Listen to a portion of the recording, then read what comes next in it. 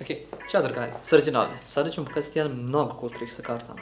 Kamera 2, prikoristit samo 3 karte. Ok, ako uzmemo tu jednu kartu, keca srce, prebacimo ga dole, ispod je pucamo prstima, skače gore, jel da? Ajde ponovo da ga prebacimo dole, ponovo pucamo prstima, on će se prebaciti gore. Ajde sad ovako ćemo da ga izlovimo, da ga stavimo ovdje. Ako pucam ponovo prstima, on ponovo skače gore. E sada vi sigurno mislite, tu ima nešto čudno, on koristi 3 keca, možda 2 keca, možda samo jednog, ali istina i svega toga jeste da ja kečeve uopšte i nemam ovdje.